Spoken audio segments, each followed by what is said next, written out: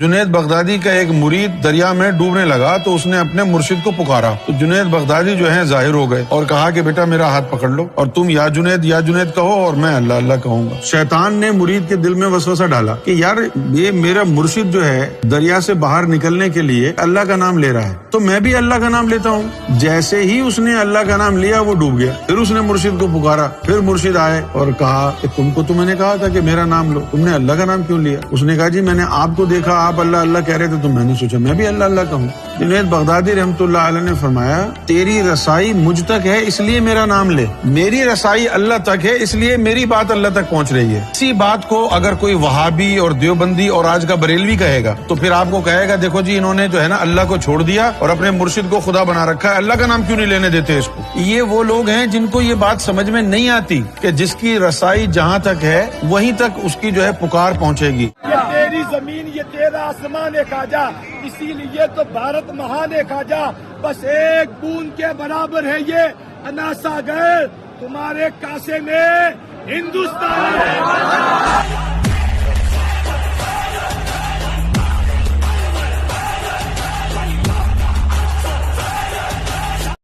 مولا حسین مجھے بلاتے ہیں تو میں 9 مرتبہ عمرہ بھی کر چکا ہوں، تو میں نے ایک شعر لکھا تھا کہ دیوا سے مدینہ تک آ گیا ہوں، دیوا شریف میرا تعلق ہے، دیوا سے مدینہ تک آ گیا ہوں، درے مشکل کشا تک آ گیا ہوں، اور یہ عشق اہل بیت کا صدقہ ہے وارسی، نجف سے کربلا تک آ گیا ہوں۔ سبحان اللہ۔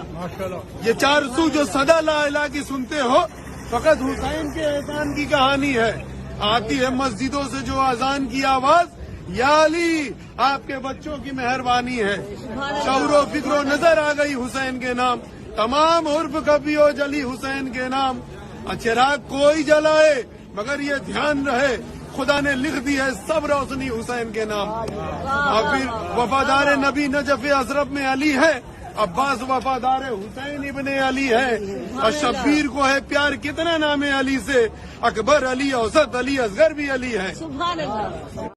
نہ رئیس ہوں نہ امیر ہوں، نہ بادشاہ ہوں نہ وزیر ہوں، در مصطفیٰ میری سلطنت ہے، میں اسی سلطنت کا فقیر ہوں۔ سنیے، 12ویں حیدر کرار سے ڈر لگتا ہے، موت کو می سمیت تمار سے ڈر لگتا ہے، پرچم حضرت عباس سے دوری کیسی، کیا تمہیں اب بھی علمدار سے کہ طیبہ جانے کا اگر کوئی ارادہ باندھے، ایسے دیوان اے سرکار کو کتنا باندھے، اہل محشر کی خوشی دیکھنے والی ہوگی جب نبی آئیں گے محشر میں امامہ باندھے، اور سنی بستی ہے مہکتی ہے جمعرات کے دن، جس کو الجھن ہو وہ دروازے پہ پردہ باندھے، جس کو الجھن ہو وہ دروازے پہ پردہ باندھے، جس کو الجھن ہو۔ عطا صاحب کشف المعجوب میں لکھتے ہیں، فرمایا کہ جس مقام پر رسول اللہ تشریف لے گئے تھے معراج والی رات، اگر گناہگار امت کا خیال نہ ہوتا تو حضور نے واپس نہیں آنا تھا۔ جب رسول اللہ جو ہے وہ آگے تشریف لے گئے نا تو جبریل کو فرمایا جبریل جہاں تم کہتے رہے میں جاتا رہا، اب میں کہتا ہوں آگے چلیے۔ عرض کی حضور آپ فرماتے ہیں میں آگے چلوں، میں تو ایک بال برابر بھی آگے ہوا تو میں تو جل جاؤں گا، تو پھر حضور کہاں تشریف لے گئے؟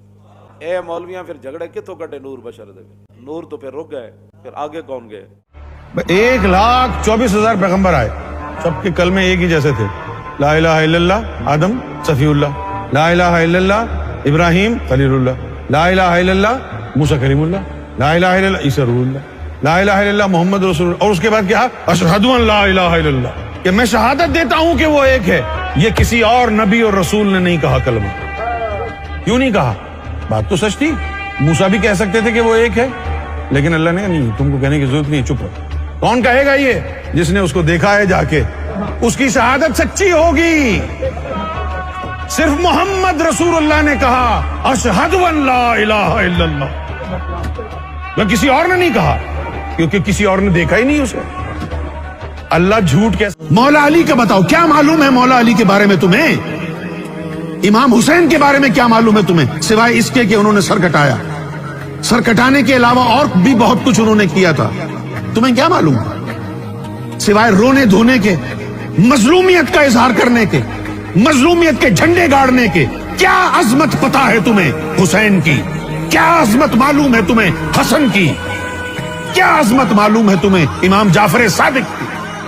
क्या अजमतें मालूम है तुम्हें? यही कि उनका सर कट गया, वो प्यासे थे, उन पर रहम नहीं किया गया।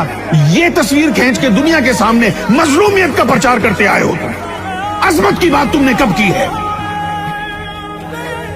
इसलिए नहीं कि तुमने अजमत की बात, क्योंकि तुम्हें हुसैन की सिर्फ मजलूमियत का पता है, अजमत से नाबलद हो। मुसलमान एक बहुत बड़ी तादाद में होने के बावजूद दुनिया में जलील और रुसवा हो रहा है। हमारी नमाजें हमें बुराइयों से नहीं रोक रही, हमारी दाढ़ियां हमें चोरी चकारी से, गबन करने से, फ्रॉड करने से नहीं रोक रही, हमारी दीनदारी हमारे किसी काम नहीं आ रही। हम अपने आप को अफजल तरीन उम्मत तो समझते हैं, लेकिन कुरान मजीद ने जो एक शर्त उसके साथ लगाई है, उस शर्त का हमें ख्याल ही नहीं आता। कुरान मजीद कहता है कि ना कमजोर पड़ो और ना गम करो, तुम ही गालिब रहोगे अगर तुम मोमिन रहे। कि वो जो नबी करीम सल्लल्लाहु अलैहि वसल्लम की उम्मत का जो वकार था, जो ताजीम और जो इज्जत थी, जो वलवला था, गुलगुला था, गलबा था अक़वाम आलम पर, वो क्यों नापैद हो गया? आज का मुसलमान या तो फाका कशी कर रहा है, या लोगों की गुलामी कर रहा है, या फिर मिडिल ईस्ट में है तो अय्याशी कर रहा है। मीरास मुस्तफा कहाँ है? क्या दीन दाढ़ी रखने का नाम है?